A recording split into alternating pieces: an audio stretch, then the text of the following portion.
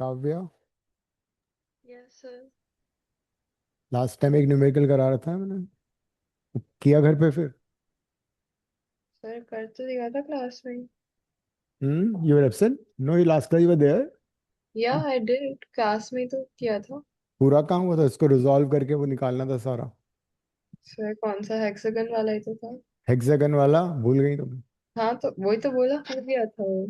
नहीं, पूरा नहीं हुआ था, उसको रिजॉल्व करना था, उसका रिजल्टेंट भी निकालना था। चलो एनीवेज, अच्छा एक सेकंड मुझे सी। कैमरा ऑन कर लो अपना।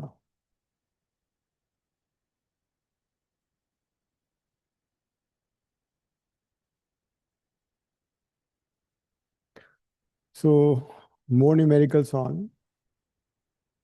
Coulomb's law. Now suppose we have two long strings and two masses, each equal to m, are connected like this.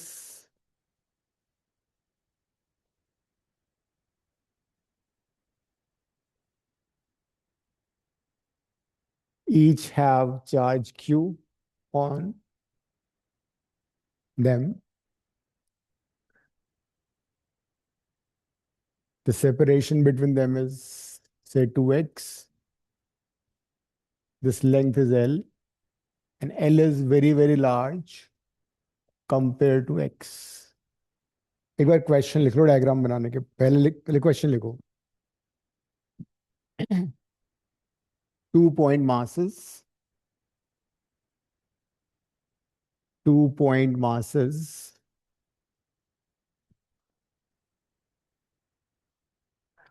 each equal to m. 2 point masses, each equal to m, each equal to m, having charges q, having charges q,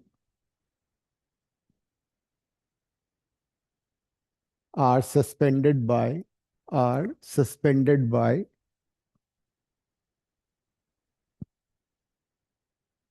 two long strings, are suspended by two long strings of length L, as shown in figure, of length L as shown in figure. In equilibrium, in equilibrium, the separation between them is 2x. In equilibrium, separation between them is 2x. Find tension in each string. Find tension in each string and charge q, charge q in terms of, charge q in terms of L, x, m, epsilon naught. ठीक है?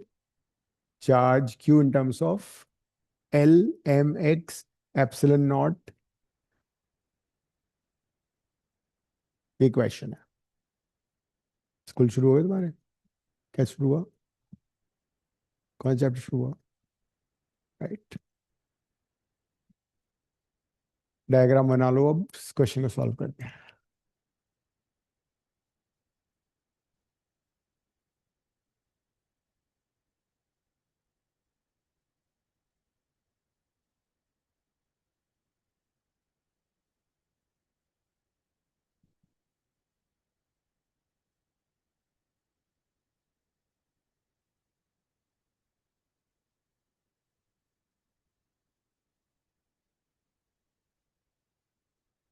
Marks मिल गए सब?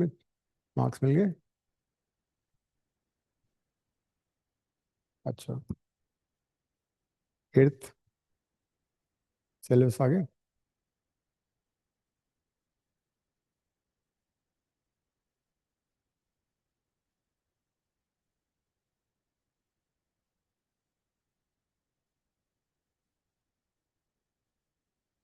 अब जरा देखो, equilibrium में system है तो कौन कौन से फोर्सेस एक्ट कर रहे हैं, ठीक है।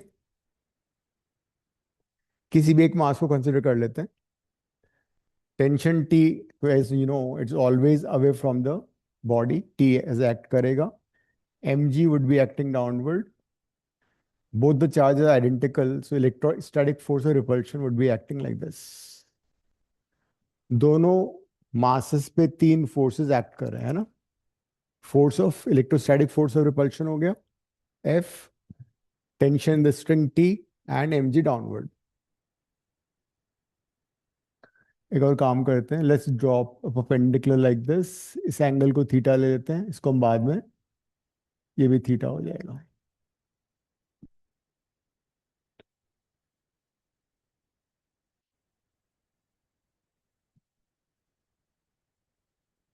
सिस्टम इक्विलिब्रियम में मैकेनिकल इक्विलिब्रियम का मतलब हुआ कि हम फोर्सेस को बैलेंस कर सकते हैं। ये फोर्स हॉरिजॉन्टल है, mg वर्टिकल है। सिर्फ टी ऐसा फोर्स है जो वर्टिकल नहीं है, हॉरिजॉन्टल में ही है। टी का कंपोनेंट्स ले लेते हैं, टी को रिजॉल्व करो तो component along theta would be T cos theta and the other component would be T sin theta. तो हमने फोर्सेस को रिजॉल्व कर लिया। जो फोर्स वर्टिकल या हॉरिजॉन्टल नहीं था, हमने उसको दो पार्ट में रिजॉल्व किया। T cos theta vertical force, T sin theta horizontal force. अब नेक्स्ट क्या होगा? As system is in equilibrium, vertical force will balance, horizontal force will also balance. So T sin theta is equal to F, और you can say T sin theta is equal to F कितना होगा? K Q by separation between the whole square, ठीक है।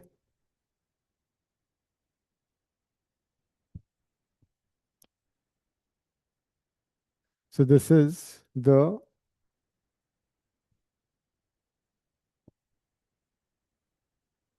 T sin theta। Devina diagram बना लो। दो masses हैं, each mass m, charge on each is q, suspended by two long strings। तो एक तो हमें टेंशन टी फाइंड करना है, दूसरा चार्ज फाइंड करना है। क्या शुरू हुआ आज स्कूल में? आवाज नहीं आई तुम्हारी, आवाज नहीं आ रही कुछ। इधर यू राइट इट और स्पीक लाउडली। तुम्हारा माइक बंद है क्या?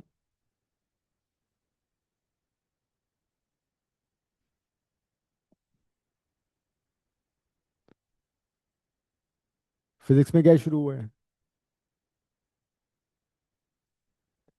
पता नहीं, आवाज ही नहीं आ रही है। सर आवाज अब आ रही है? आप आ रही है, हाँ ठीक है।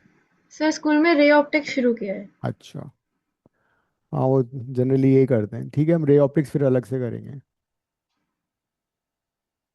तुम्हारा तो वही हुआ ना, तुम्हारा भी आईसी है ना। हाँ सर। ठीक। तो अब दूसरा फोर्स कौन सा हुआ? दूसरा हुआ vertical force. Vertical force upward है T cos theta, and this is mg। तो t cos theta is acting vertically upward, mg is acting vertically downward। ये आ गया। अब मुझे बताओ यहाँ से t कैसे फाइंड करोगे? दो इक्वेशन। हम्म। हाँ, मास के टर्म में निकाल सकते हैं। मास मतलब सिर्फ q नहीं पता है, मैं q के टर्म में मतलब q के टर्म में भी आंसर वैसे आ सकता है। थीटा नहीं गिवन है, थीटा हमने खुद से लिया है। 2x was given, l was given. Divide करके tan थीटा की वैल्यू। डिवाइड करके tan थीटा आ जाएगा, लेकिन फिर हमें तो t चाहिए। सर ट्रायंगल के उससे ले सकते हैं ना, distance. Sign square plus cos square कितना होता है? वन। बस तो यूज करो, दोनों इक्वेशन को स्क्वायर करके ऐड कर लो, टी आ जाएगा। करो। हाँ लेकिन अब हम हटा ही देते हैं थीटा को। दोनों इक्वेशन को स्क्वायर करके ऐड करो। T square sine square theta, T square cos square theta, and this is K Q square by 4x square हो गया whole square, and this is M G का होल स्क्वायर, राइट। दोनों को ही मैंने square करके add कर दिया। Left side में टी स्क्वायर कॉमन ले लो, sine square plus cos square 1 हो जाएगा। This is K square Q 4/16 x 4 plus M square G square. ये 1 हो गया, अंडर रूट ले लो। This is the answer for your tension the string.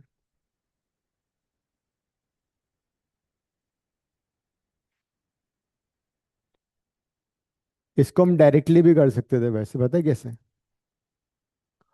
इन दोनों का रिजल्टेंट, एफ और एम जी का रिजल्टेंट टी को बैलेंस करेगा, वही हो रहा है,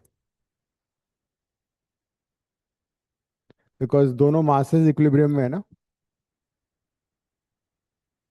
अब नेक्स्ट था, you need to find Q in terms of other parameters. Find Q in terms of M,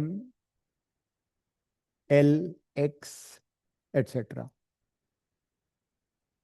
इसके लिए क्या करोगे?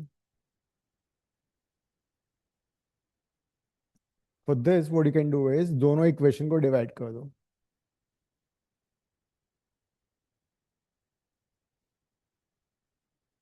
डिवाइड इक्वेशन 1/2 करो।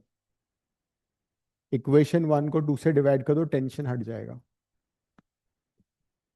तुम्हारा टेंशन भी दूर हो जाएगा। Dividing equation 1/2।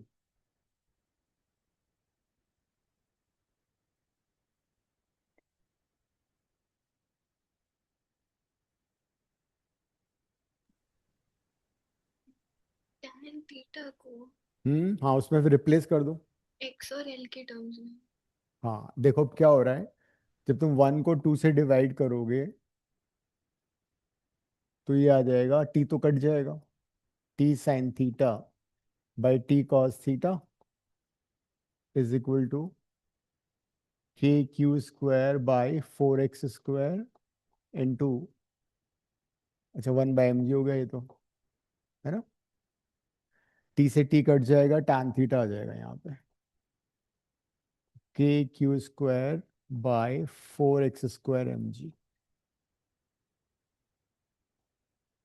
अब look at this condition given to you, L is very large compare to X. जब भी ये सिचुएशन होगी, इसका मतलब थीटा क्या हुआ? Theta will be very small. जब ये एल एक्स से बहुत बड़ा है, ये दिस इज 2x, तो ये हो जाएगा x यहाँ से लेके यहाँ तक। तो अगर ये x बहुत छोटा है, ये l बहुत बड़ा है, तो थीटा बहुत छोटा हो गया। So when theta, this implies that theta is very small. ठीक है, एंगल बहुत छोटा है। तो जब भी एंगल छोटा होता है, तो we can always write tan theta is equal to sine theta equal to theta. जब भी एंगल बहुत छोटा होगा, sine theta equal to tan theta equal to theta हो जाएगा। और इसका फायदा क्या होगा? जैसे कि मान लो साइन ऑफ 2 डिग्री है मेरे पास, तो sine of 2 degree would be same as tan of 2 degree, but I can not write this is equal to 2, because sine की वैल्यू 2 तो थोड़ी हो सकती है। तो ये जो थीटा है ना, ये रेडियन में है, तो दिस विल बी 2 रेडियन। तो 2 रेडियन मतलब 2 डिग्री को रेडियन में कन्वर्ट करना पड़ेगा मुझे, π/180। And if you want you can verify it also using calculator. एक काम करो, साइन ऑफ 2 डिग्री देखना मोबाइल से कितना आता है, साइन ऑफ 2 डिग्री निकालो। साइन 2 डिग्री की वैल्यू देखो कितनी है मोबाइल से। देवीना तुम्हारा तो कैलकुलेटर होगा ना। सर 0.03। हाँ sir. 0.tan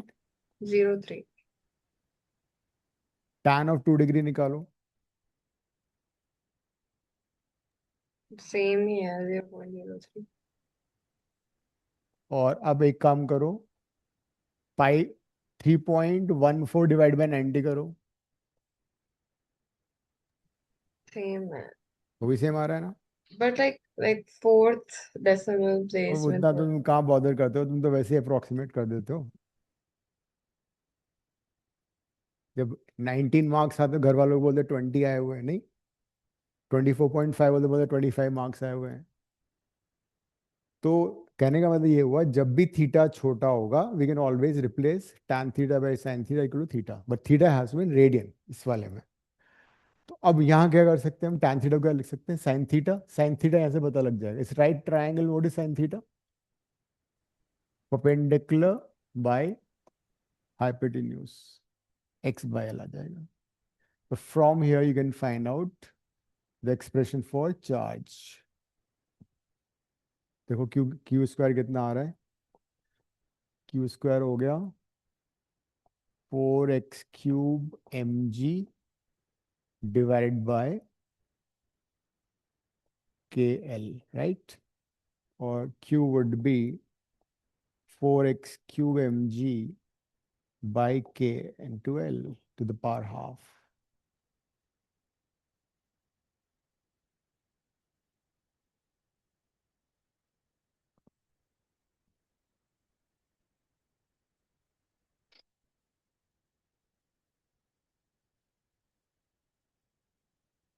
We found tension in the string, we found the charge in terms of other terms।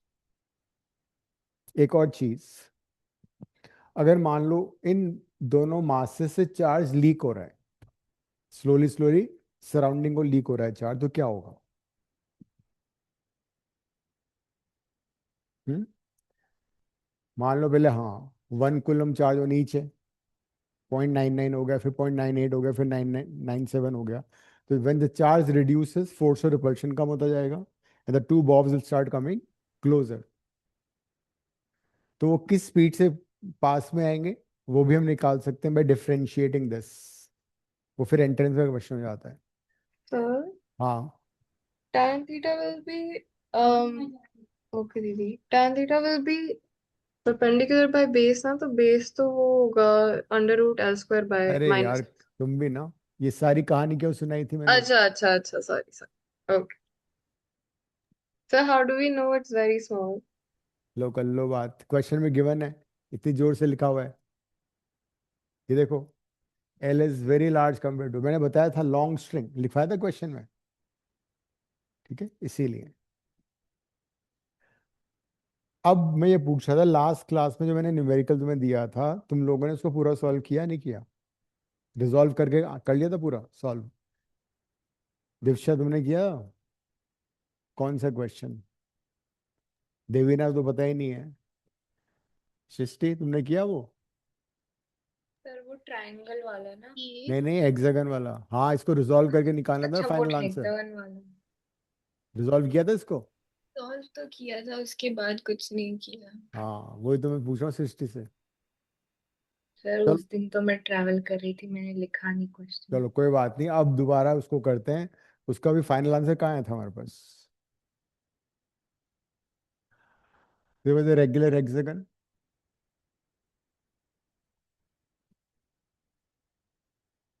Her regular hexagon में ईच एंगल इज 120, और जो तुम ज्वाइन करते हो इस तरह से ऑपोजिट वर्टिसेस को, तो सारे इक्विलेटरल ट्रायंगल्स बनते हैं। इसका साइड मैंने ए दिया था, और नंबरिंग किस तरह से थी, यहाँ से वन, सर वहां से ABCDEF था। ए था ये, हाँ sir. Okay, and this was O. Centre पे चार्ज रखा हुआ था, हर वर्टेक्स पे क्यू चार्ज था। आई थिंक एक वर्टेक्स पे सी पे चार्ज नहीं था। अरे वो तो एफ पहला वाला एफ पार्ट पे था। चार्ज नहीं था। क्या हाँ बात, एफ पे तो फोर्स निकाला तो बोला एफ पे चार्ज नहीं है, तो एफ पे अगर चार्ज में फोर्स कैसे आएगा? वो सर प्रीवियस क्वेश्चन था, वो एक उसका पहला वाला पार्ट था वो पहला पार्ट था भाई, जिसपे जब यहाँ चार्ज नहीं था। अदरवाइज मैंने एफ पे फोर्स निकलवाया था, कि तुम्हें याद हो तो। सब पे चार्ज है, सेंटर पे भी चार्ज है, नहीं है तो लिख लो। देन वी फाउंड फोर्सेस का मैग्नीट्यूड, इसका फोर्स इस पे लगेगा, force on F because of E, it will be the same as force on F because of A. इसका इस पे फोर्स, इसका इस पे फोर्स, दोनों का डिस्टेंस बराबर है, तो फोर्स हो जाएगा KQ² by A square, because forces KQ1 Q2 by R square होता है। अब डायरेक्शन ऑफ फोर्स कैसे किया था हमने? जिस चार्ज पे फोर्स निकालना होता है उसका मोशन देखते हैं, तो ये पॉजिटिव चार्ज इसको क्या करेगा? पुश करेगा। This is force on F because of A. Similarly ये पॉजिटिव चार्ज इस चार्ज को पुश करेगा, तो ये भी ऐसे लगेगा, force on F because of E. Then ये वाला एंगल कितना होता है? ये एंगल होता है 120 डिग्री। ये एंगल कितना बचा? 60। तो ये कितना हो गया? बाय सिमेट्री ये भी 60 हो गया। जब दो फोर्सेस इक्वल होते हैं मैग्नीट्यूड में, तो उनका रिजल्टेंट कितना होता है? When two vectors are equal in magnitude, the resultant is always √3 times each. तो इन दोनों का रिजल्टेंट हम निकाल सकते हैं डायरेक्टली। बना लो इतना, फिर लिख लो। इन दोनों का रिजल्टेंट फोर्स हो जाएगा इसका और इसका, दोनों का मैग्नीट्यूड बराबर है, तो √3 times any one of them. चाहो तो मैं इसका मैग्नीट्यूड लिख देता हूँ सीधा सीधा। फिर बीच में एंगल 120 होता है तो फोर्स एफ नहीं हो जाता? हम्म।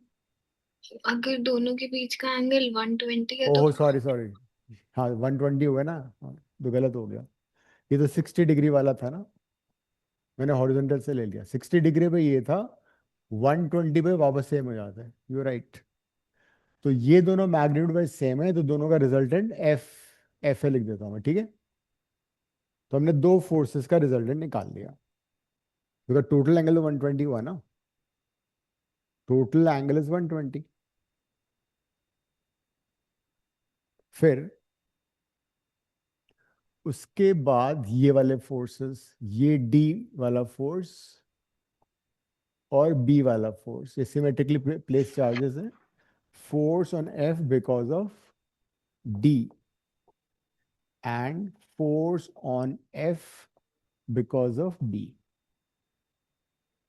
इसका फोर्स इस पे, इसका फोर्स इस पे, ये हमने निकाला था। And I told you that ये रिजल्ट याद कर लेना, ये डिस्टेंस हमेशा होती है √3 टाइम्स से, ठीक है। तो this would be KQ² by √3 time A का होल स्क्वायर करोगे 3a² आ जाएगा।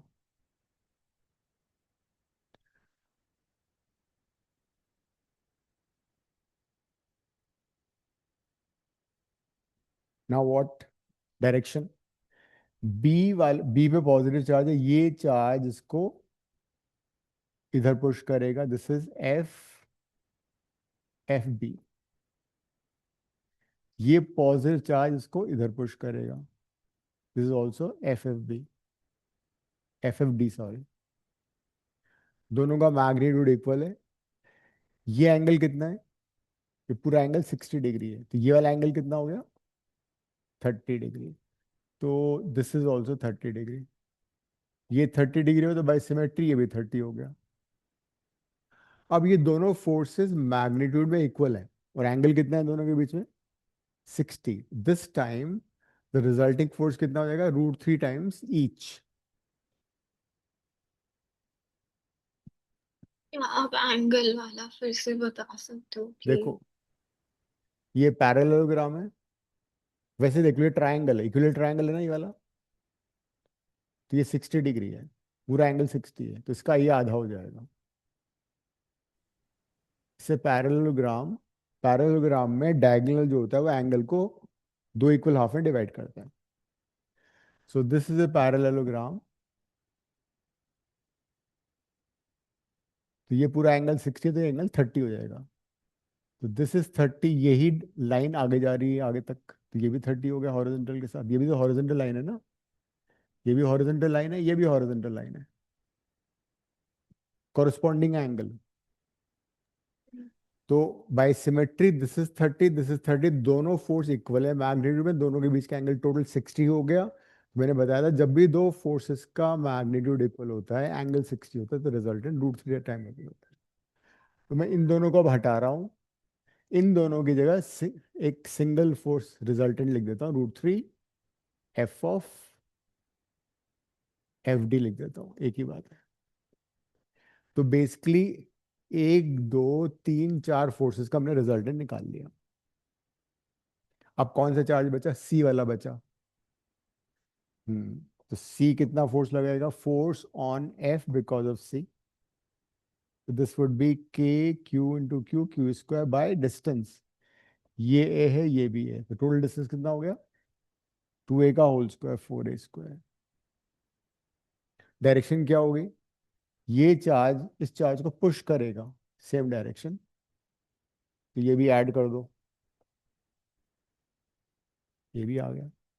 और कौन सा बचा अब? ओ ओ पे।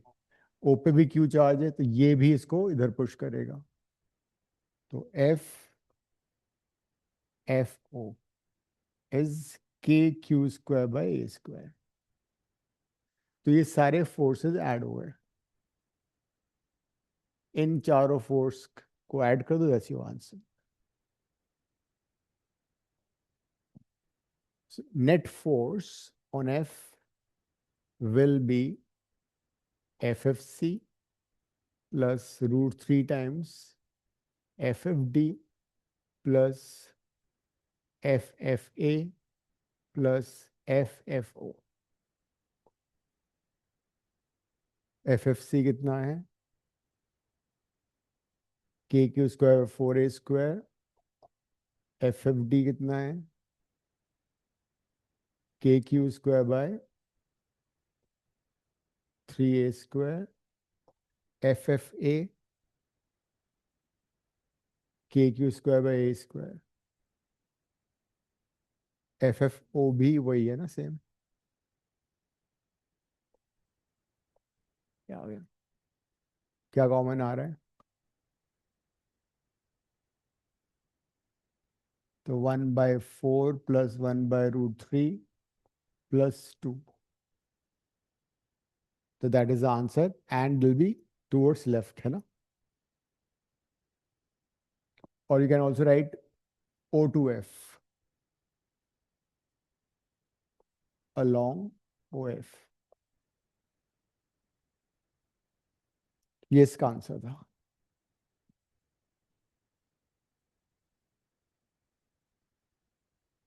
ठीक है,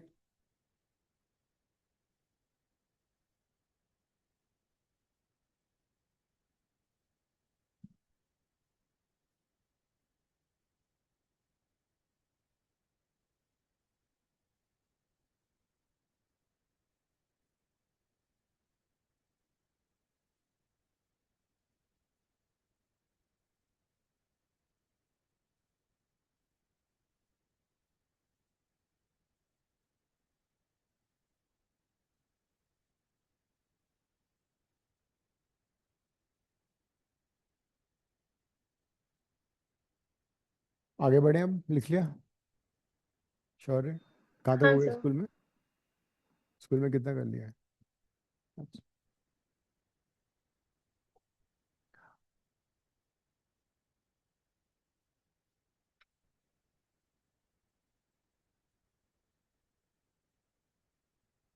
electric field, electric field and electric field intensity.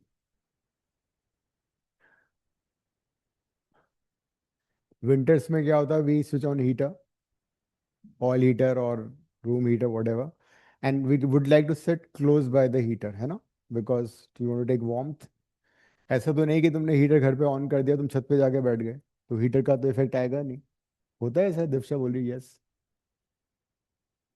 Similarly winters summers में क्या होता है? एसी के पास बैठना अच्छा लगता है, कंफर्टेबल लगता है। घर में एसी, रूम में एसी ऑन कर दिया, सनलाइट में चले गए, तो क्या होगा? 45 डिग्री सेल्सियस, नहीं? तो when you sit close by AC, you feel comfortable. If you're far away, you have less comfort, right? So reason क्या है? Because that AC has a field space around it where you can feel the comfort factor. Similarly, in winters, a room heater has a field or space around it where you can feel the warmth of it. Similarly, if you have a charge Q, this charge Q has a space in 3 dimensions all around it, where other charges could experience a force of attraction repulsion. This 3 dimensional space surrounding A charge is called electric field.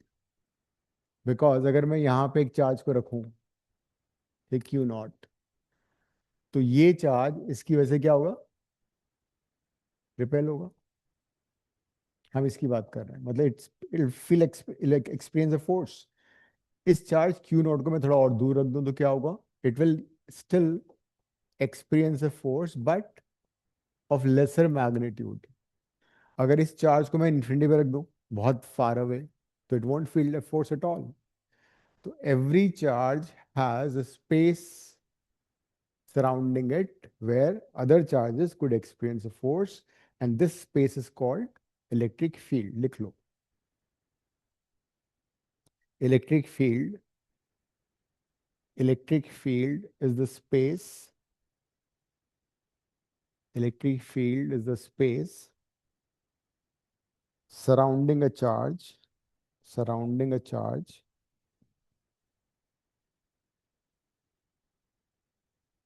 where other charges, where other charges could experience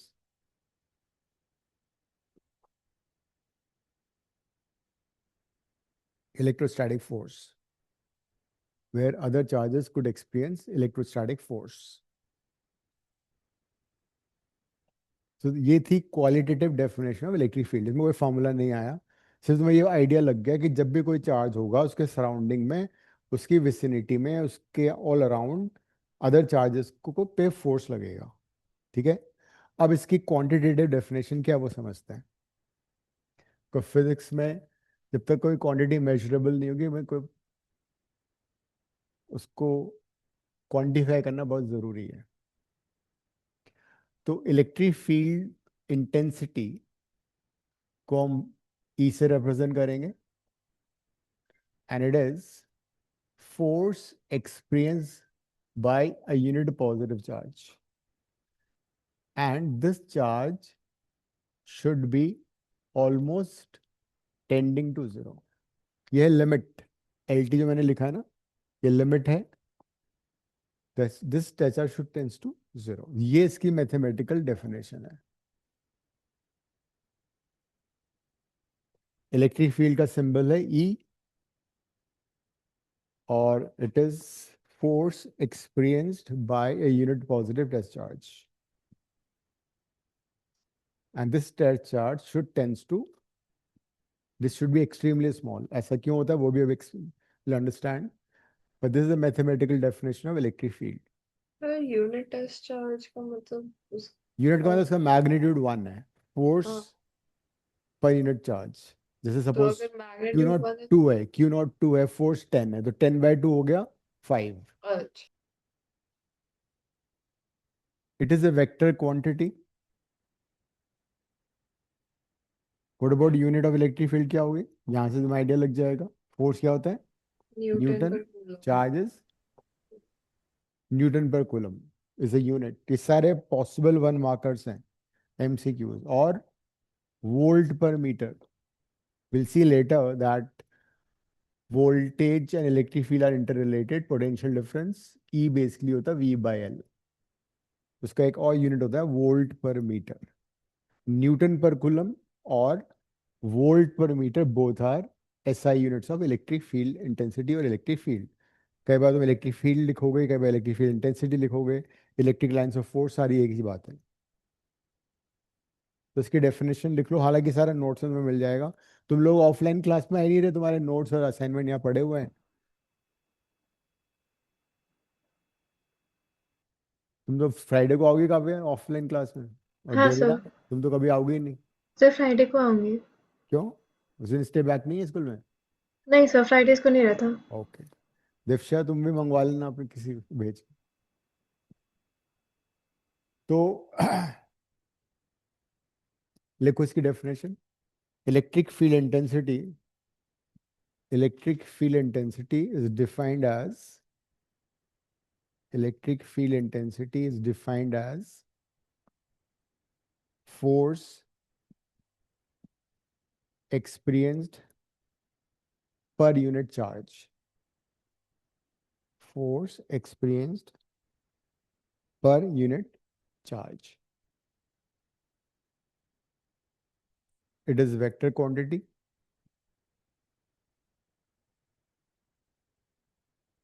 And its direction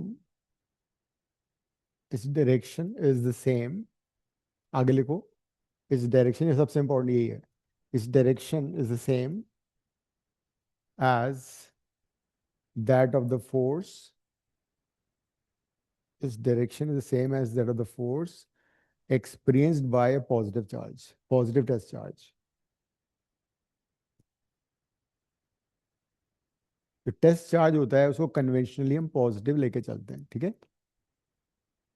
Its direction is the same as that of the force experienced by a unit positive test charge, or simply test charge. Test charge को हमेशा positive लेंगे. Well, let's try to understand हो क्या रहा है. Unit तुमने लिख ही लिया है. एक काम और करो पहले. Can you find dimensional formula for electric field? करना था. इलेक्ट्रिक फील्ड का डायमेंशनल फॉर्मूला बताओ. MLT minus 3A minus 1. Okay. E है हमारा F बाय क्यू नॉट, ठीक है. P minus 2 होगा ना. F कितना है? M1 L1 T minus 2. Charge क्या होता है? A into T. अच्छा, A into T होगा. Because charge is, coulomb is not SI unit, ampere is SI unit ना.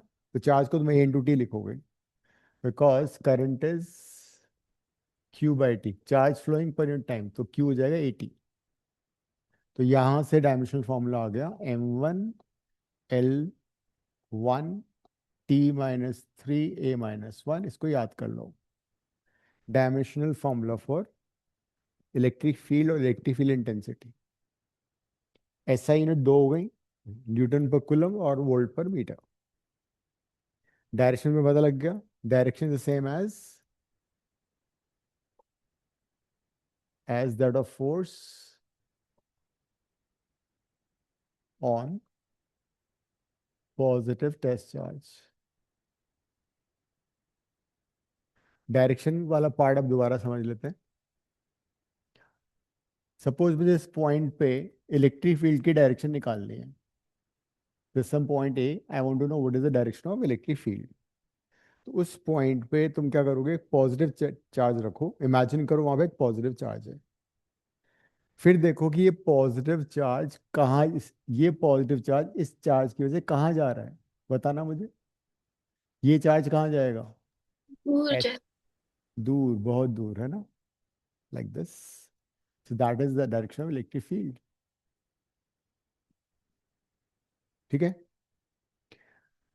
सपोज यहाँ पे मेरे को इलेक्ट्रिक फील्ड निकालना, बी पॉइंट पे. बी पॉइंट पे इलेक्ट्रिक फील्ड की डायरेक्शन निकालनी है. तो क्या करेंगे? Imagine positive charge here and then see कि ये पॉजिटिव इसकी वजह से कहाँ जाएगा? अवे. तो that is the direction of electric field. तो कहने का मतलब ये हुआ कि अगर हमारे पास कोई पॉजिटिव चार्ज है तो उसकी वजह से इलेक्ट्रिक फील्ड कैसे होगा? यहां मैंने एक टेस्ट चार्ज रखा, दूर जाएगा. यहाँ रखा, इट मूव अवे. यहाँ रखा, मूव अवे. यहाँ रखा, it will again move away. यहाँ रखा, इट मूव अवे. तो मतलब this is how we can represent electric field. तो if you have a positive charge, electric field is generally represented by imaginary lines called electric field lines. तो positive charge अगर कोई है तो उससे electric field lines क्या करेंगी? Radially outward जाएंगी. बना लो ये. So electric field in space is represented by imaginary lines. ये सारा नोट्स में वैसे है, बट लिखोगे तो ठीक है, नहीं लिखोगे तब भी चलेगा. समझना जरूरी है. So if you have a positive charge, electric field lines will be radially outward like this.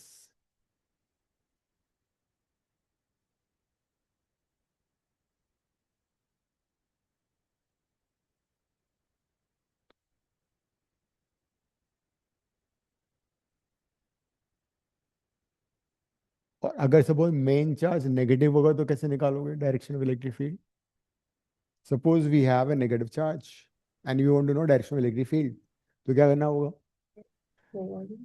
Place a positive charge यहाँ पे. तो ये पॉजिटिव चार्ज कहाँ जाएगा? ये पॉजिटिव इससे अट्रैक्ट होगा. इसका मोशन देखना है. यहाँ पे एक मैंने पॉजिटिव टेस्ट चार्ज रखा, ये किधर जाएगा? टुवर्ड्स. towards negative. ये भी टुवर्ड्स नेगेटिव. इसका मतलब electric lines of force for a negative charge will be always radially inward. बना लो. तो अगर नेगेटिव चार्ज है तो इलेक्ट्रिक फील्ड लाइन उस पर टर्मिनेट करती हैं. पॉजिटिव चार्ज है तो इलेक्ट्रिक फील्ड लाइन से बाहर जाएंगे. बनाओ डायग्राम बनाओ. और इसको अब इस बार नोटबुक बनाओ बढ़िया मोटी वाली. 12th है ना, इस बार ढंग से करना है. अच्छा. सो नेगेटिव चार्ज अगर है तो electric field lines of force, electric field lines उस पर टर्मिनेट करेंगी. पॉजिटिव है तो उससे अवे जाएंगी. जब बाद में हम समराइज करेंगे इलेक्ट्रिक लाइंस ऑफ फोर्स की प्रॉपर्टीज तो उसमें काम आएगा ये.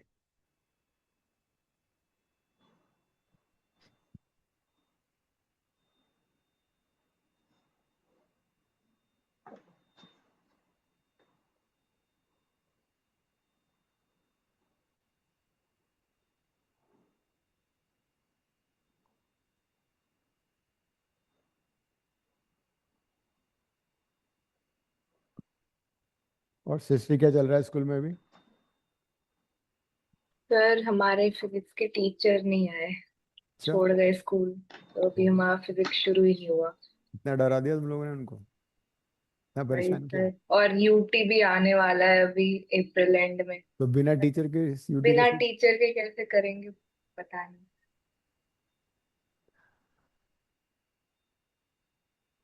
कब है यूटी?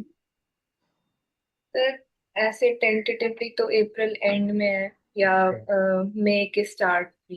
हाँ, तब तक हमारा इलेक्ट्रोसाइड खत्म हो जाएगा. हाँ, पर टीचर तो आए, इससे पहले टीचर आना चाहिए. हाँ ये तो है. लेकिन वो अज्यूम करके चलें सब लोग ट्यूशन कर रहे हैं तो दे देंगे पेपर में. अब वापस लेट्स कम बैक हियर. तो अगर कोई पॉइंट चार्ज है Q, तो उसकी वजह से इलेक्ट्रिक फील्ड का फॉर्मूला यहीं से आएगा. F क्या होता है हमने पढ़ा था इलेक्ट्रोस्टैटिक में. F is K Q1 Q2. मान लो ये जो सेपरेशन है यहाँ से यहाँ तक वो R है, R². ठीक है. F is basically the force between the two charges. तो इलेक्ट्रिक फील्ड क्या है? Electric field is force per unit charge. मैं लिमिट हटा देता हूँ. F/Q0. तो Q0 को नीचे ले आओ तो क्या फॉर्मूला बन गया? KQ/R². So for a point charge, now we have the formula for electric field. ये फॉर्मूला इलेक्ट्रिक फील्ड का अगर चार्ज पॉइंट चार्ज है. तो electric field will depend upon the nature of charge also, कि point charge है या distributed है line पे या एरिया पे सरफेस पे, उस पर डिपेंड करता है. For a point charge, electric field is KQ/R². Unit is Newton per coulomb. Direction is the same as direction of positive charge. Force on a positive charge. Now on, जब भी electric field निकालना होगा हम क्या करेंगे? KQ/R² formula use करेंगे. ठीक है. जबकि इलेक्ट्रोस्टैटिक फोर्स में फॉर्मूला क्या था? KQ1 Q2/R².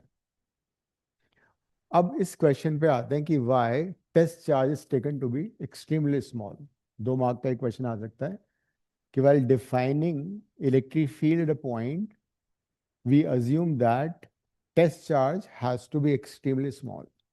ऐसा क्यों करते हैं?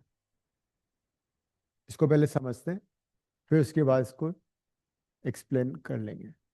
मान लो एक चार्ज है कैपिटल Q, वो सस्पेंडेड है एक स्ट्रिंग से. हमें इस चार्ज से R डिस्टेंस पे मान लो इलेक्ट्रिक फील्ड निकालना है. ए पॉइंट पे इलेक्ट्रिक फील्ड निकालना है. तो हम क्या करेंगे? उस पॉइंट ए पे टेस्ट चार्ज रखेंगे. टेस्ट चार्ज रख दिया. लेकिन ये टेस्ट चार्ज का मैग्नीट्यूड बहुत ज्यादा होगा तो क्या होगा? मान लो ये 1 कूलम है, ये 100 कूलम है. तो बड़ा ये अपना अपना इलेक्ट्रिक फील्ड प्रोड्यूस करेगा, है ना। As a result it will apply large force also, जिससे कि इसका ओरिएंटेशन शिफ्ट हो जाएगा। अब मैंने अभी अज्यूम किया पॉजिटिव है, तो हो सकता है ये चार्ज वहां से शिफ्ट होकर यहाँ पे आ जाए, because Q not since it's large it will produce a large force, मतलब अपना अपना इलेक्ट्रिक फील्ड प्रोड्यूस करेगा। उससे क्या होगा, इसका ओरिएंटेशन शिफ्ट होकर यहाँ पे आ गया। तो जब अब हम इलेक्ट्रिक फील्ड निकालेंगे या कैलकुलेट करेंगे, वो कम आएगा एक्चुअल से, बिकॉज अब डिस्टेंस बढ़ गया है। सिमिलरली अगर ये चार्ज जिसका हम इलेक्ट्रिक फील्ड निकालने जा रहे थे, मान लो वो नेगेटिव होता, तो अगर वो नेगेटिव होता तो क्या होता, अगर मैं टेस्ट चार्ज यहाँ पे रखता पॉजिटिव, जो कि मैग्नीट्यूड में बड़ा होता, तो ये टेस्ट चार्ज इसको अट्रैक्ट करेगा अपनी तरफ, इससे इसका अपना ओरिएंटेशन चेंज हो जाएगा, और फिर ये इलेक्ट्रिक फील्ड जो मेजर करेंगे वो ज्यादा आएगा एक्चुअल से। तो कहने का मतलब ये हुआ, जब भी टेस्ट अगर टेस्ट चार्ज बड़ा होगा मैग्नीट्यूड में, it will produce its own electric field, and due to which the main charge will shift its orientation. That is why we take test charge to be extremely small. तो ये इसका reason है। बात समझ में आई? काव्य क्या समझ में आया? 1 मार्क का आएगा, why test charge is taken to be extremely small. Explain. Because if it has large magnitude, then the shift orientation of the main charge. Yes, if test charge has large magnitude, it will produce its own electric field, and it will shift the orientation of the main charge, resulting in the change of electric field. तो लिखो इसका question भी लिख लो, answer भी लिख लो। Question लिखो, why the test charge is taken extremely small. Why the test charge is taken extremely small.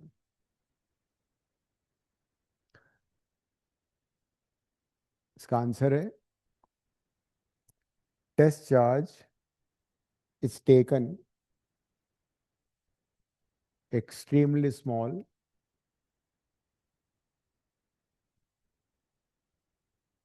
so that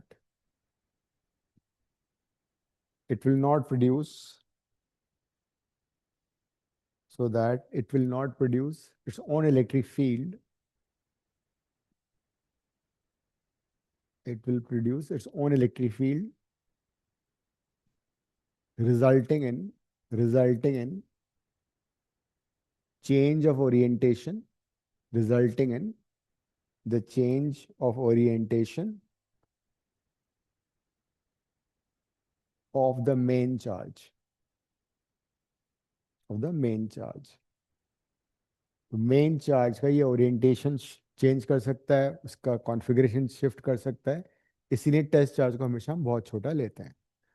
एक बार electric field की कहानी दोबारा से गो थ्रू कर लो, इसमें कोई डाउट है तो पूछो, अदरवाइज सब कुछ न्यूमेरिकल्स करेंगे हम इलेक्ट्रिक फील्ड के।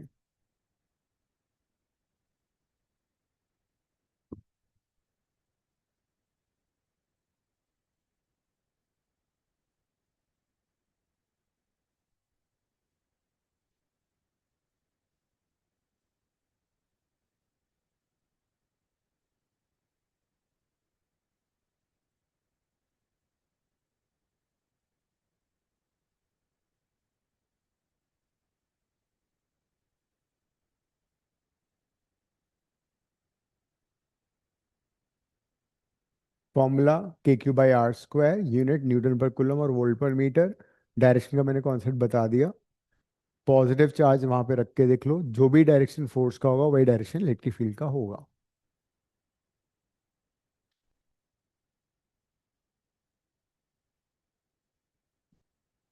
So electric field due to a point charge is Q/R²। Question करते हैं अब। 2 पॉइंट चार्जेस हैं, 10 माइक्रोकूलम -5 माइक्रोकूलम। दोनों के बीच का सेपरेशन है सपोज 2 मीटर, इसको मैंने ए मार्क कर लिया, इसको B, and there is another point C जिसपे कोई चार्ज नहीं है 1 मीटर पे।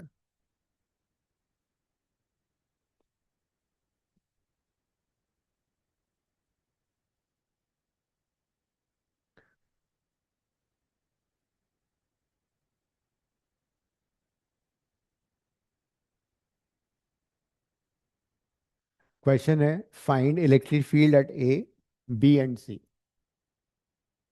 Find electric field at A, net electric field at B and net electric field at C. First part करो खुद से।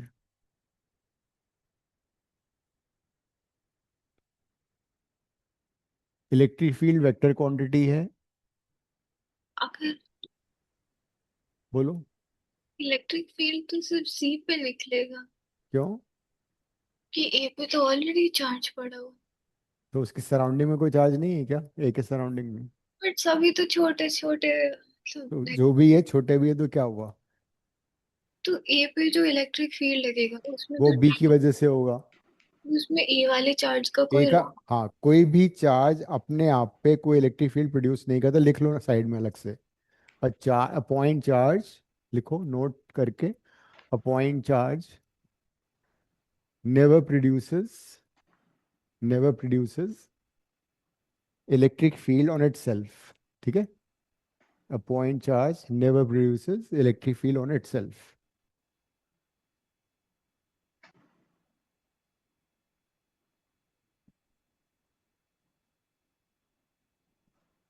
तो जब मैं ए की बात कर रहा हूं तो ए पे जो चार्ज रखा उसको भूल जाओ, जस्ट फॉरगेट इट ए पे क्या रखा हुआ है। सिर्फ ये देखो कि ए के सराउंडिंग में कितने चार्जेस हैं, कितने चार्जेस हैं ए के सराउंडिंग में। देवीना बताना जरा, सर एक कौन सा? -5। राइट। तो ए पे जो इलेक्ट्रिक फील्ड होगा सिर्फ बी की वजह से होगा, that is electric field at A will be just because of B. मैं सिर्फ मैग्नीट्यूड निकाल रहा हूँ, तो मैग्नीट्यूड का फॉर्मूला क्या था? के क्यू बाई आर स्क्वायर, के 9 × 10⁹ ये चार्ज कितना है? -5 माइक्रोकूलम, माइनस को भी भूल जाओ, सिर्फ मैग्नीट्यूड ले लो। माइक्रो का मतलब -6, बताया था ना पहले। Micro 10⁻⁻6, nano 10⁻⁻9, pico 10⁻⁻12। डिस्टेंस कितना है ए और बी के 2। बीच में? 2। तो पहले मैग्नीट्यूड निकाल लो कितना आ रहा है, देखो कितना आ रहा है। 11.25 into 10⁻³ तो 45/4 इंटू 10⁻⁻3 है ना। सो ये होगा 11.25 10⁻³ न्यूटन पर कूलम। लेकिन अभी हमारा आंसर इनकम्प्लीट है, we need to give the direction also. क्या हुआ काव्या, लाइट गई? या ये एक न्यूमेरिकल कर रहे थे हम इलेक्ट्रिक फील्ड का, दो चार्जेस हैं ए बी, वैल्यू दे रखी है, डिस्टेंसेस दे रखे हैं, ए बी सी पे वो निकालना है इलेक्ट्रिक फील्ड। सर इसका डायरेक्शन राइट साइड को होगा। हाँ, अब डायरेक्शन देखो कैसे देखते हैं, राइट होगा या लेफ्ट होगा। उसके लिए हम क्या करेंगे, इसको तो भूल जाओ। श्योर है तुम कहाँ हो अभी? छुट्टियां छुट्टियां मना रहे हो लगता है अभी भी, है? काफी दिनों बाद पहले दिन, आज पहली क्लास थी स्कूल में तभी। यहाँ पे जिस पॉइंट पे इलेक्ट्रिक फील्ड निकालना है ना, वहां पे पॉजिटिव चार्ज रखो। इमेजिन करो यहाँ पॉजिटिव चार्ज रखा हुआ है, तो फिर देखो इसका मोशन किधर है। ये पॉजिटिव चार्ज इस नेगेटिव की वजह से कहाँ जाएगा? नेगेटिव की तरफ। बस तो right, right is see all right is always right. So electric field at A because of B will be towards right. क्या मैं ऐसे क्वेश्चन में खुद से एक रैंडम सा यूनिट वेक्टर बना सकती हूँ? हाँ, इमेजिन कर लो पॉजिटिव चार्ज वहां पे लिख दो, but right word left word ये सही रहता है, वरना टीचर सन की है तुम्हारा तो वैसे ही मार्क्स और काट लेगा। फिर सी क्या है? सी एक पॉइंट है जहाँ पे इलेक्ट्रिक फील्ड निकालना है, सी पे कोई चार्ज नहीं रखा हुआ है। There's no charge at C. अब B पे निकालो इलेक्ट्रिक फील्ड एट B.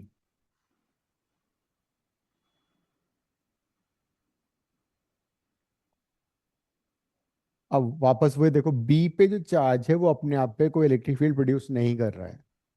तो बी की सराउंडिंग में can you, is there any charge जो इलेक्ट्रिक फील्ड प्रोड्यूस करे? कौन सा चार्ज है? 10. राइट. A. तो बी पे जो इलेक्ट्रिक फील्ड होगा that will be because of, electric field at B will be because of A. तो बी पे whatever charge is there, उसको just forget that charge, उसको भूलो. KQ by R स्क्वायर कर दोगे. K is 9 into 10 to the power 9. Q कितना है? 10 microcoulomb divided by distance. कितना आ रहा है ये? 22.5. 22.5 into 10 to the power 3. अब वापस डायरेक्शन की कहानी. बी पे एक पॉजिटिव चार्ज रखो और देखो वो कहाँ जाएगा. Imagine a positive charge at B. इसको तो हटाओ फॉर अ मोमेंट. तो if I remove this and place a positive charge, ये पॉजिटिव इस पॉजिटिव से कहाँ जाएगा? इलेक्ट्रिक दूसरी फील्ड तरफ. At B because of A आ गया. ये भी राइट आ गया. अब नेक्स्ट पार्ट करो. सी पे निकालना है तुम्हें. जस्ट आस्क योर सेल्फ कि सी की विसिनिटी में, सी के सराउंडिंग में how many charges are there? 2. Both the charges would produce their own electric field. C पे दोनों का इलेक्ट्रिक फील्ड निकालो, डायरेक्शन देखो, फिर सब्ट्रैक्ट एंड ऐड करो. कर लो. सी पे ए का निकालो, सी पे बी का निकालो, फिर दोनों को ऐड एंड सब्ट्रैक्ट कर सकते.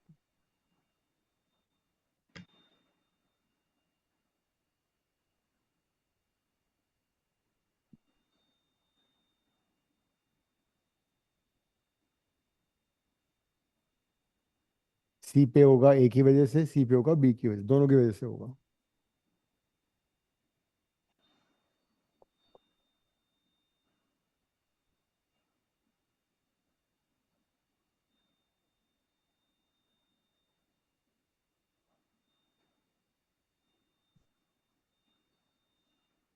Electric field at C because of A. इसका मैग्नीट्यूड निकाल लो पहले. ए की वजह से होगा ना. तो ए पे चार्ज कितना है? 10. डिस्टेंस कितना होगा टोटल? 2 + 1. तो 10 into 10 की पावर 3 न्यूटन पर कूलम.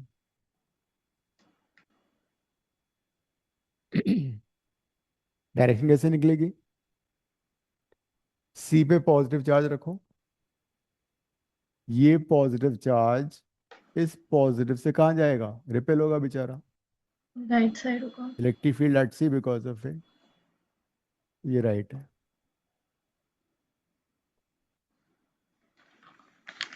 अब इलेक्ट्रिक फील्ड बी की वजह से सी पे निकालना पड़ेगा. Electric field at B, C because of B. KQ by R square 9 × 10 to the power 9. Charge कितना है? 5. नेगेटिव साइन नहीं लेना है. माइक्रो कन्वर्ट कर दे. डिस्टेंस कितना है? 1.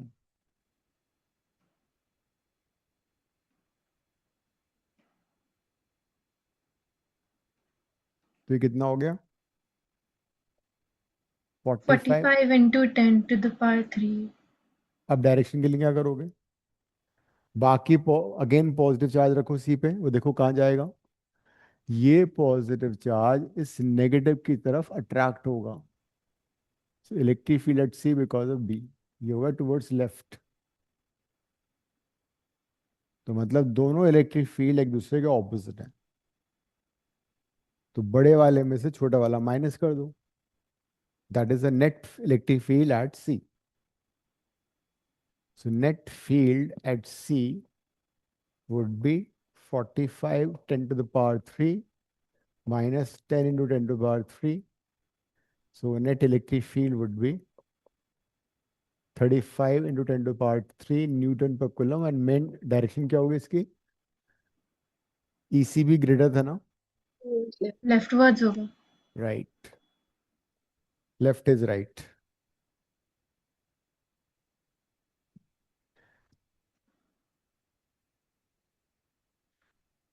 तो ये था। तो यहां से दो बातें पता लग गई कि जब भी डायरेक्शन देखनी है उस पॉइंट पे पॉजिटिव चार्ज रख के देख लो। इवन दो अगर वहां ऑलरेडी नेगेटिव चार्ज होगा तब भी इसको इग्नोर करना है। और दूसरी बात, कोई भी पॉइंट चार्ज अपने ऊपर इलेक्ट्रिक फील्ड प्रोड्यूस नहीं करता है।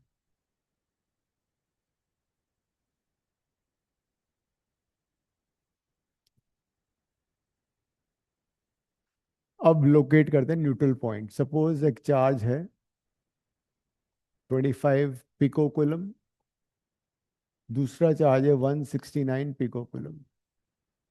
दोनों के बीच का सेपरेशन है 5 मीटर। दोनों पॉजिटिव चार्जेस हैं, नेम कर लेते हैं A B.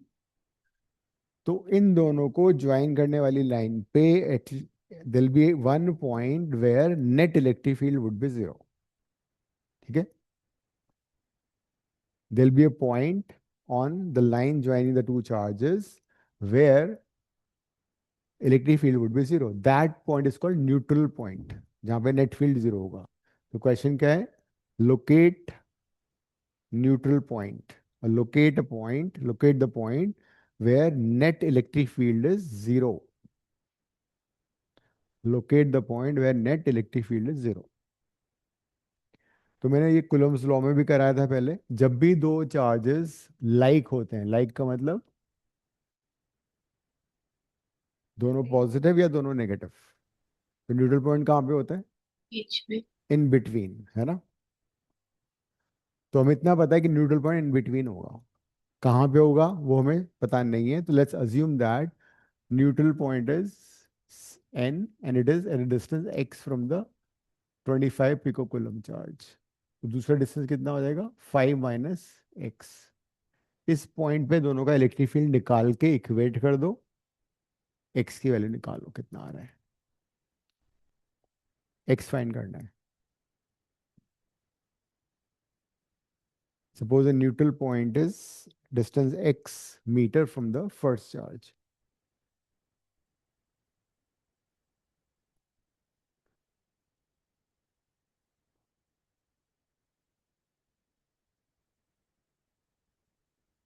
So electric field at n because of A का magnitude will be electric field at n because of B का magnitude. Direction तो opposite है ही। पिको -12 होता है, वो कट जाएगा वैसे दोनों साइड में।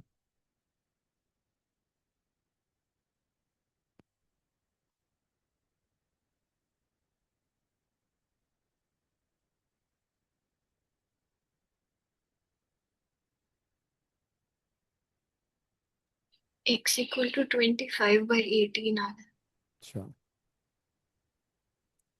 Formula is KQ/R²। KQ हो गया 25 pico coulomb by distance x²।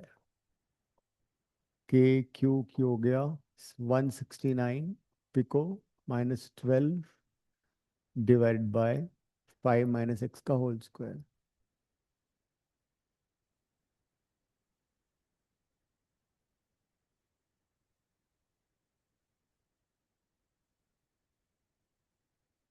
तो k कट जाएगा, -12 भी कट गया। क्वाड्रेटिक मत बना, दोनों साइड का रूट ले लो।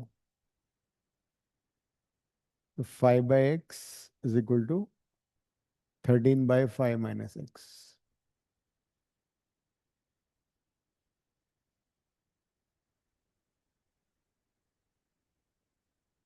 तो 25 equal to 18x. X is coming out to be 25/18, ये आ रहा है। 1.38। So 1.38 meter from to the right of charge A. 1.38 meter to the right of charge A.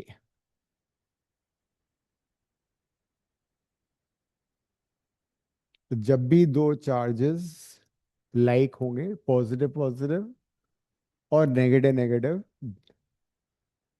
तब तब न्यूट्रल पॉइंट इन बिटवीन आएगा। लेकिन अगर एक चार्ज नेगेटिव है दूसरा पॉजिटिव, तो फिर क्या होगा? एक बार क्वेश्चन कर लेते पॉइंट्स हैं। के बाहर लाई कर सकते हैं। हाँ, किधर आएगा? Four suppose two 361 nano coulomb and this is sir answer क्या था? hmm, one What was the answer? One 1.38। 1.38 था उसका answer. Suppose there are two charges, one positive another negative. 361 nano coulomb minus 1024 nano coulomb. Locate the neutral point. इस बार Q1 Q2 less than 0 है, मतलब charges are unlike. एक charge positive है, एक charge negative है। तो उसमें क्या होता है? Neutral Always point be will be neutral. Always outside the two charges, 6 meter distance से। Neutral point will be always, लिख लेना, outside the two charges towards the charge which is smaller in magnitude. Neutral point will be outside the two charges towards the charge which is smaller in magnitude. तो एक 361 है, एक है -1024। दोनों charge में से छोटा मैग्नीट्यूड का चार्ज कौन सा है? -1024। नहीं नहीं, नहीं, मैग्नीट्यूड। नेगेटिव साइन में मत जाओ। वैसे तो -1024 छोटा है, मैग्नीट्यूड किसका छोटा है? 361 का छोटा है। 361 का छोटा है। तो neutral point will be towards this. So can you repeat the line? You said neutral charge will be. If two charges are unlike, then neutral point will be outside the two charges towards the charge which is smaller in magnitude. तो अब ये charge magnitude में छोटा है, तो distance x ले लो, वापस solve कर लो।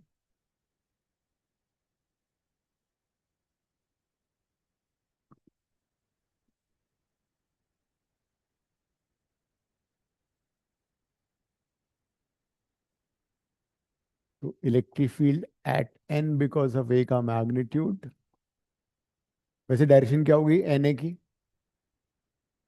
अगर मैं पॉजिटिव चार्ज रखता हूं तो ये पॉजिटिव चार्ज इसको इधर रिपेल करेगा। तो electric field at n because of a इधर होगा, is equal to E N B. N B क्या होगा? ये पॉजिटिव उस नेगेटिव से अट्रैक्ट होगा। You can see yourself that E N A और ई एन बी का डायरेक्शन ऑपोजिट है,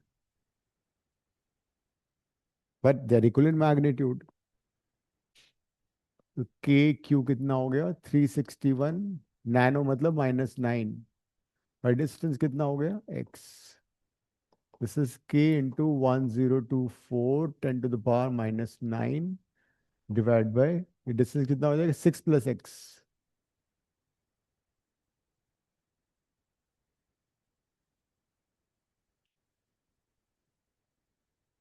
वापस से क्वाड्रेटिक मत बनाओ, दोनों का रूट ले लो, कैलकुलेशन कम हो जाएगी।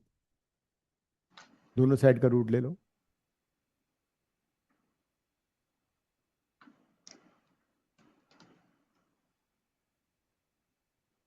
हम्म 361 का रूट 19, 1024 का रूट कितना आ रहा है? 30। 32। राइट, क्रॉस मल्टीप्लाई कर लो। 9 और 6 कितना हुआ? 114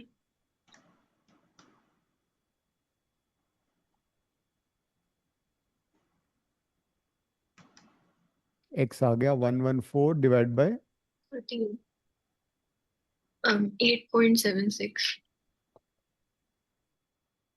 8.76 to the left of point A, है ना?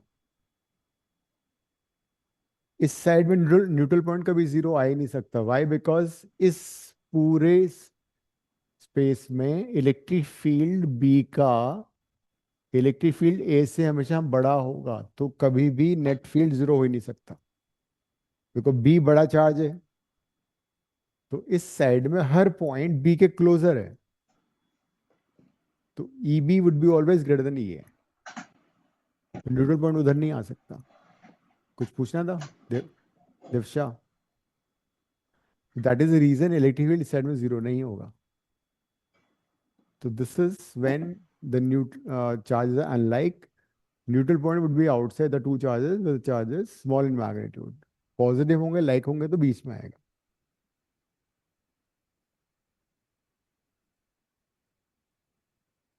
टेस्ट कब रखना है? इलेक्ट्रिक फील्ड खत्म होने के बाद कीप टेस्ट, ठीक है? तो ending the class, see on Friday now. ये रिवाइज कर लेना. एंड फ्राइडे को काव्या एंड देविना तुम्हें आना है क्लास में.